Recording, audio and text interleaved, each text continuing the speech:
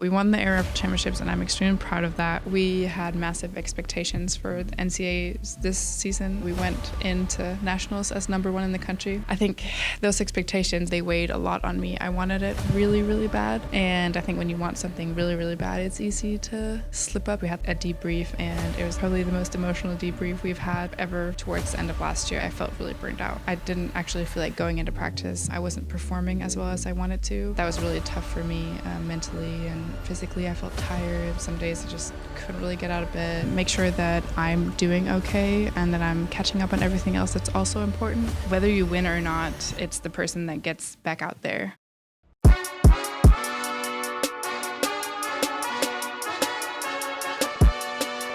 Welcome to the Winners Club podcast. I'm your host, Bryce Wilson, and today I'm here with D1 rifle shooter Stephanie Grundsøe.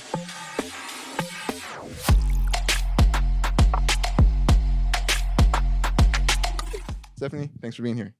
Thanks for having me. So we're going to get into your mindset and what it's like being a D1 athlete. But before we do that, I'd like to hear about your journey to become a D1 athlete. So who are you as an athlete growing up, and where are you from? I am originally from Denmark, a little town called Roskilde. When I was 14, I kind of got into the more serious aspects of shooting. And then when I was 16, I moved abroad to Norway to do high school. And so I graduated when I was 19.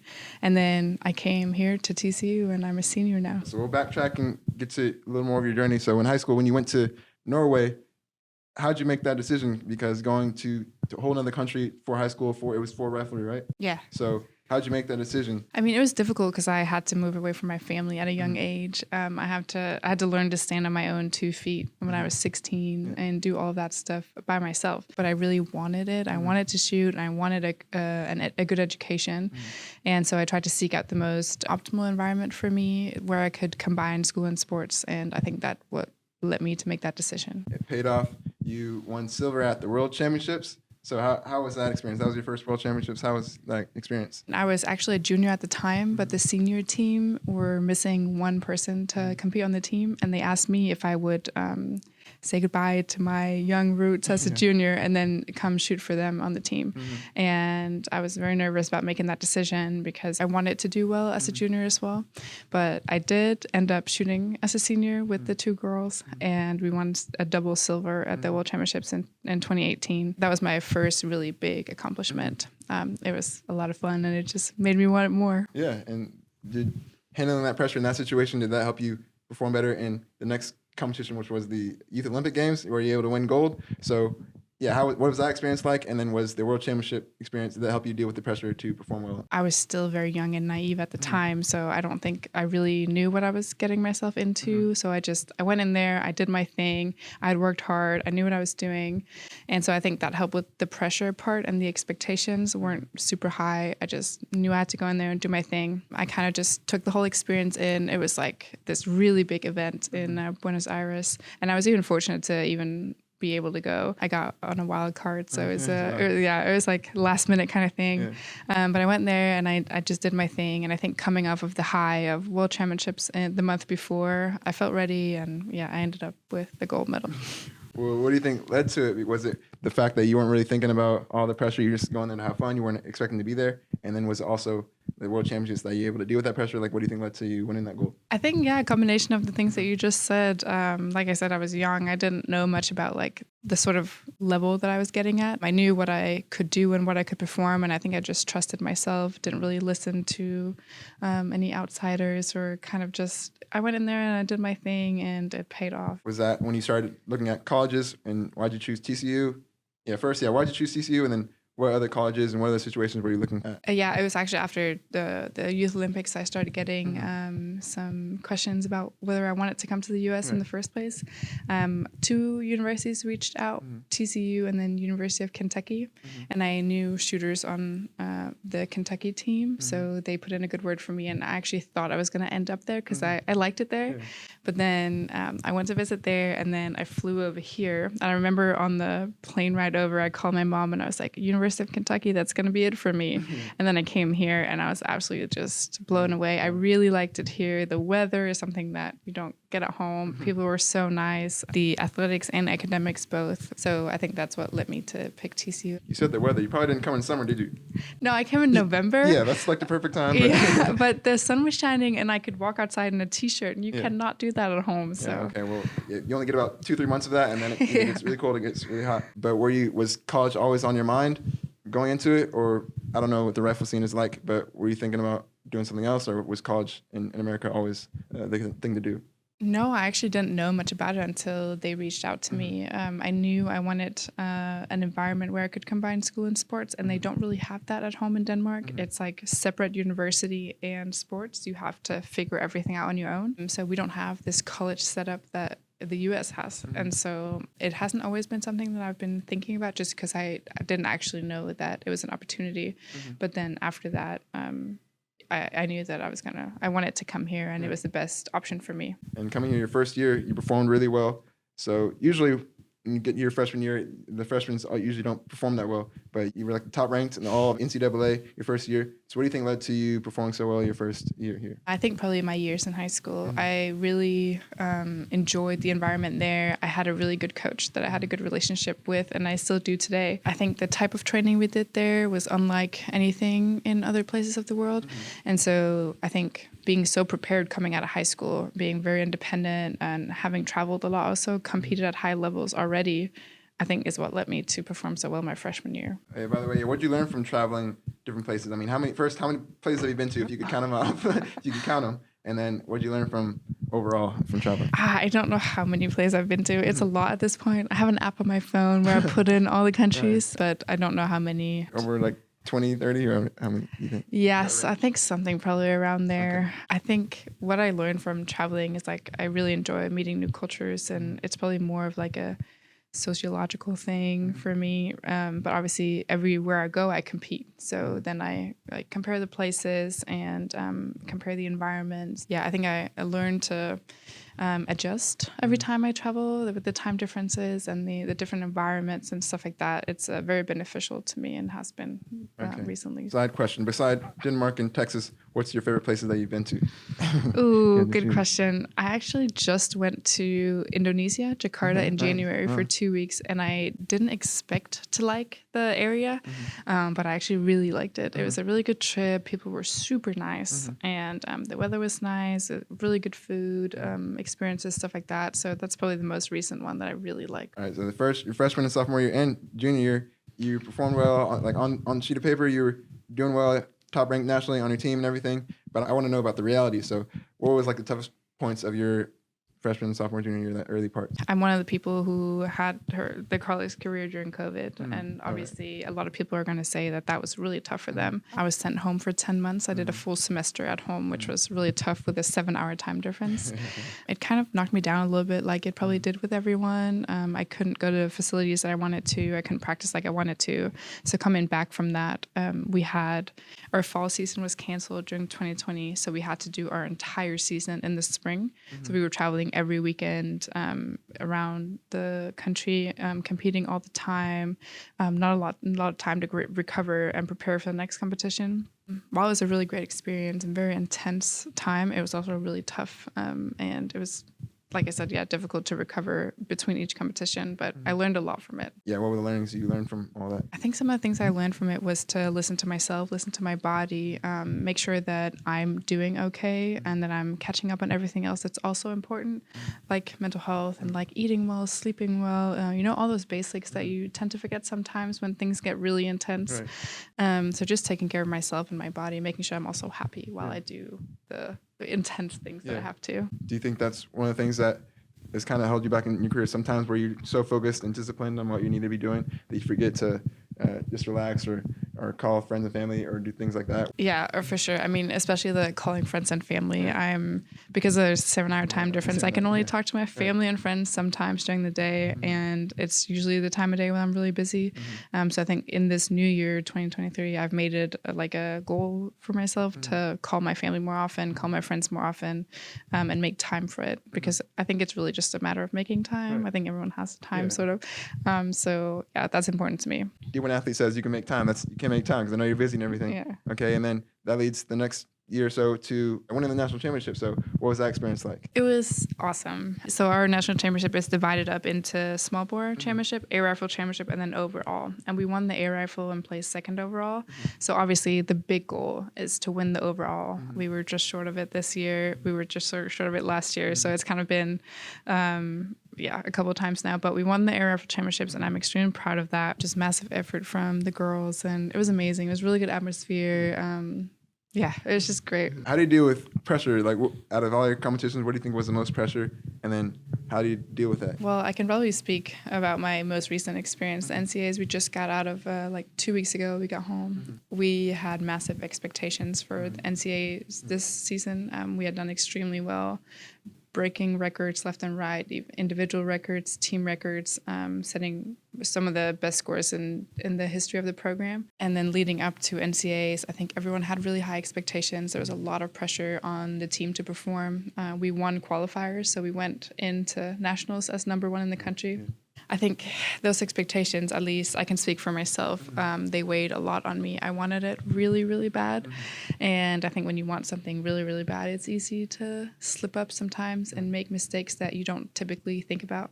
It was a low point, and I'm still sort of recovering mentally, I think, from that experience. But I learned a lot, and now I know what I can work on for the future. So you learned how to deal with pressure better from that situation? Like, what are some things that, for the athletes, that will help them deal with pressure? For me, at least, I can speak for myself. I found that what I experienced in the moment when I was shooting, when I was on the range, it wasn't so much my technical skills, because I know I have confidence in them. I know I've put in the work to perform, basically. But I think what I need to work on in terms of expectations and pressure is what happens before.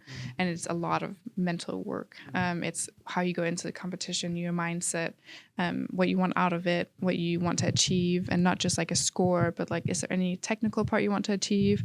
But figuring that out before, I think will help me a lot with pressure and expectations, and essentially just help me perform better, I think, make me less nervous. Right. Preparing and then focusing on the process, not the outcome. Yeah. I've heard that quite a lot. But you spoke about mental health, so we can get into that.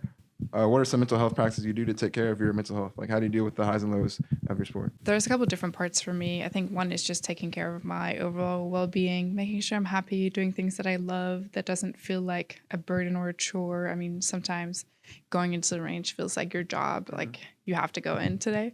But then also doing other things like focusing on hobbies. I like to read, I like to knit and like have a cup of tea and some things like that. Small things make me happy. So I focus on that to like make up for the times where it's like tough on the job, for example. And then I do have a mental coach that helps me with the sports part of the deal about everything, and he helps me regulate my expectations and make sure I'm ready for competitions mentally in my head. Both like off the line and on the line is really important, taking care of yourself and then also being mentally prepared to perform. When did you start working with that mental coach, and then what are some learnings that you got from working with him for so long? I actually started a long time ago. In 2016, when I moved to Norway, was when I got him in as part of my team. In the beginning, it was mostly like really basic stuff, getting different, we call it tools, in the toolbox that was like specific to rifle. And then now we are working more on, it's kind of like expectations. I actually just had a talk with him this morning. We talked about NCAAs and managing expectations and the pressure. And I came to the conclusion that what I need to do is before getting on the line. That was something that I talked to him about and we like figured out together. So I think he's a really good just like conversation, like evaluating with another person. He's really good at that, and it's making me think things over and over and try to come into the small details of what I need to do. You also spoke about hobbies earlier. Like, how do you fit that in your schedule? Like, are you able to knit here? Like, how are you able to do things like that in your schedule here? Ooh, I don't have a lot of time, to be honest. Right. And also being a student athlete, I mean, it's like the student part weighs a lot for me, and I'm giving it my final push now, being in my senior year. I think it's more like we talked about earlier, making time. I think the last hour before I go to bed, or 30 minutes before I go to bed, it should be like I should be able to make time to read or do something that is not school or sports related. And then now, because I'm in my final year, I have less classes. I'm fortunate to have less classes, so then I do have more time in my schedule. So like in the mornings, for example, when I don't have practice, I can try to do something for myself before I start my day, or like waking up a little bit earlier and then doing stuff like that.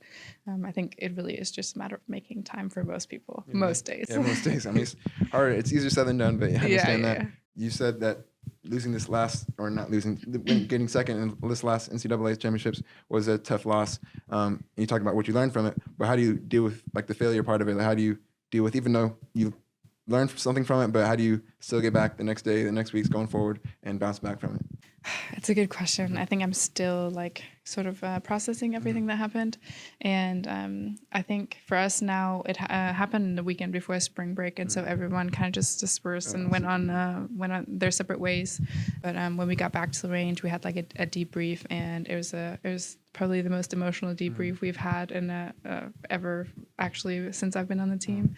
But it really made me feel like I was part of a team, and we're there to help each other, and recovering from this kind of, I don't want to say loss, because we did play second, and I'm really proud of that. But just this tough competition, it's something that we can do together as a team. So I'm very grateful for that. Yeah, what's the importance of team aspect? I know referee is mostly an individual sport, but what's the importance of having a team here at TCU? Being on a team that was actually new to me coming to college, because it is an individual sport. Internationally, we only shoot individually for most events. So coming here and being part of a team was new to me. But I really like the teamwork, the like we got each other's back kind of thing. We help each other out. We traveled together. We trained together, and we recovered together. And we're obviously friends outside the range also. So I think that aspect has been important to me, and something that I've liked to be a part of. Do you, I wouldn't say like it better, but I assume that you probably got into referee because you liked being alone and being an individual. But do you like the aspect of team, and is that very helpful for you? Yeah, I think I enjoy a combination of both, being an individual and then also being part of the team. Once we step on the line, we're individuals, but then once we come off the line, obviously our scores are all put together, so then it's a team effort.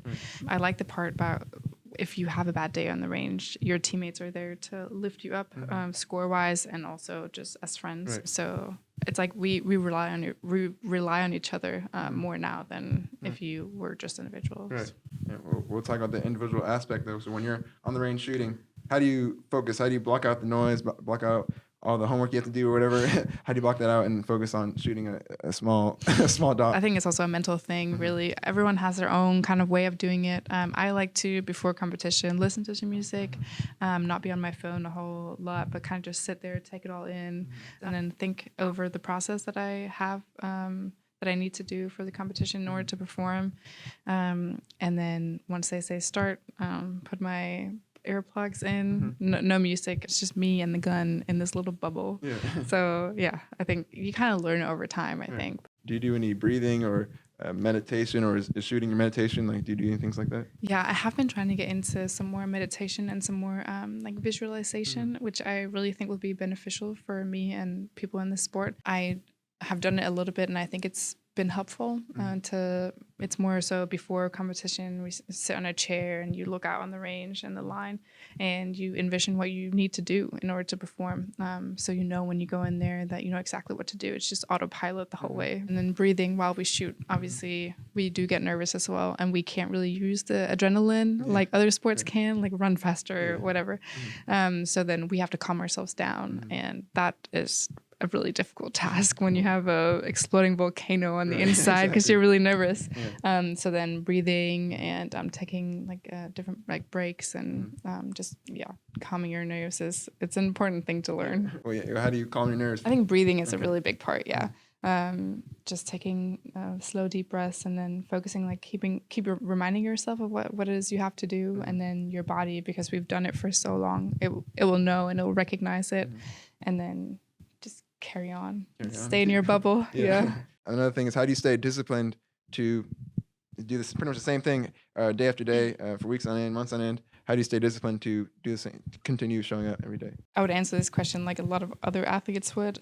I've won before, and I love the feeling. Right. It makes me proud to have put in so much hard work and go in day after day after day and do the same thing day after day, and then seeing the end result being something that I've achieved and I can add to my like board of accomplishments. So I think winning is what makes me do it every single day, because I like to win. Right. Yeah. But is there a deeper reason, like if for this national championship game or whatever it is, where you might not win the end trophy, is there still a deeper reason that helps you keep going, that I still enjoy at least what I'm doing? Or Yeah, I mean, I think just keep improving yourself, keep evolving into the competitor that you want to be. Us as athletes, we grow as athletes, but we also grow as human beings all the time. And I think what we learn in our sports, we can use that in our everyday lives. And I think I like what rifle gives to me.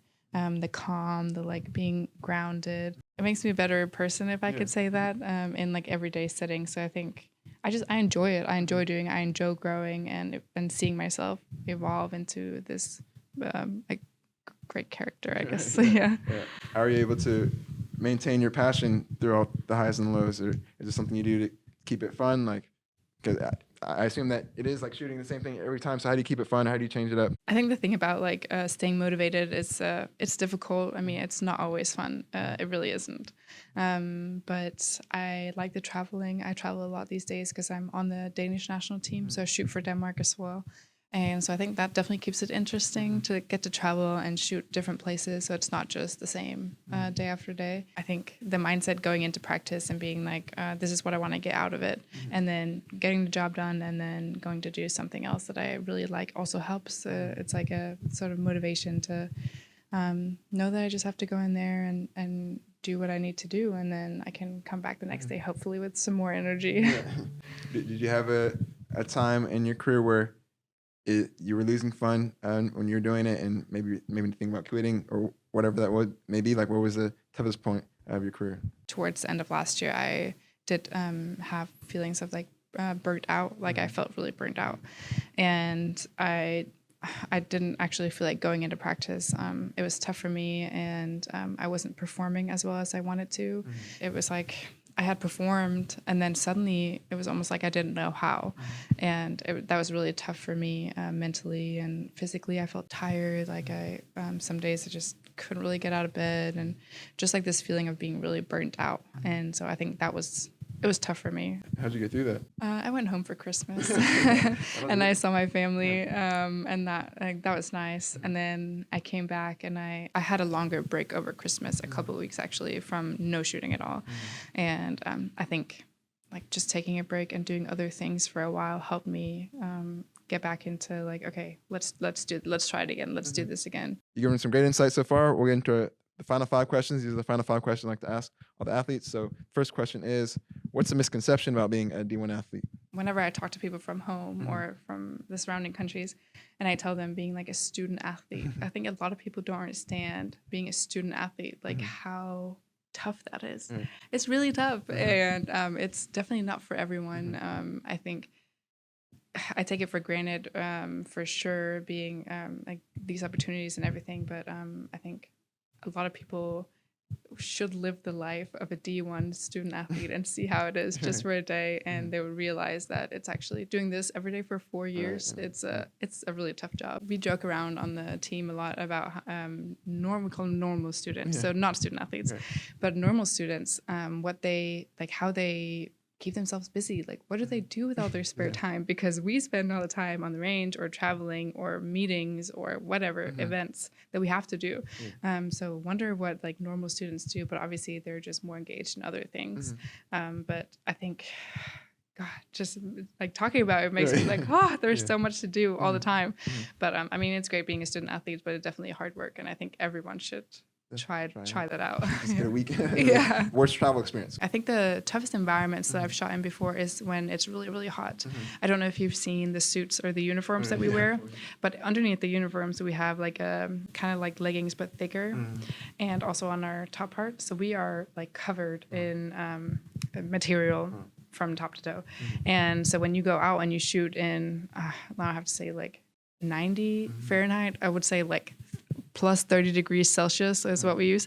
It's really, really tough. It's like, it's a sauna inside of your suit. And it's difficult on the body because we have to stand so still and we have to be able to breathe, but you're sweating and like, it's almost like you can't breathe. You're sweating and it's an awful experience really. But I think that's like really tough for us. And you're doing it for like, it's like the competitions are like an hour or hour and a half. Like how long are you shooting for? We used to actually, up until quite recently, we used to shoot a 3x40, so 40 shots in kneeling, 40 shots in prone, 40 shots in standing, and we had 2 hours and 45 minutes. So for 2 hours and 45 minutes, you have to be in the suit and you have to shoot and be focused and like mentally focused and be physically there as well.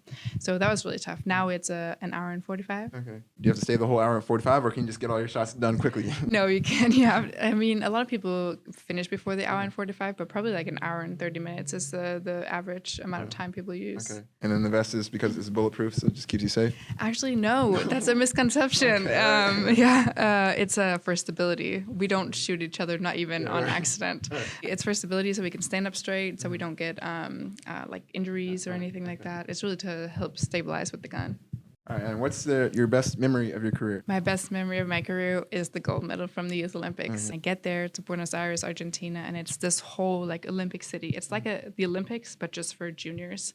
So there were sports from like all different kinds of sports from like different kinds of countries all over the world. It was a really big event, and we lived in this whole city. And then being able to go to this like really big event and go in there and perform and like get the gold medal actually. And I was second before the last shot.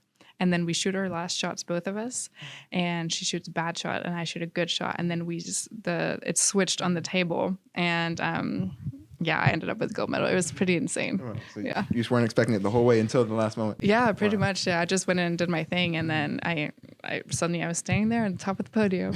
Cool. So now you can give us some advice. So what advice would you give to young athletes that want to be in your spot, want to be D1 athletes?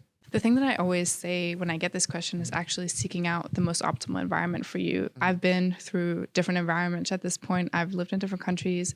And to me, it's really important to be able to combine school and sports. But whatever it is that's important to you, you should seek that most optimal environment. Surround yourself with people that are better than you. I think that's always a really good thing to do because you can always strive to be better. And they will help you get better, even if they're not giving you advice, just standing next to them, competing against them, training with them, stuff like that, it would really help you to be better. So I think seeking out the most optimal environment for you is my biggest advice to young people. All right, that's good advice. And then the last question is, how do you define the word winner? I know it sounds like you like to win, but even at the end of a competition, whether you actually won the competition or not, how do you tell yourself that you were a winner in that competition? Whether you win or not, it's the person that gets back out there that motivates themselves to stand up on their feet again if they lost, or even after a win, it can be difficult to continue and to keep being motivated if you win a really big competition. I really like to say you win some and you learn some. So even if you win, that's really great. And take all that with you. But if you don't, then you learn. And I think those are winners too. The people that just learn, they're winners too in my eyes.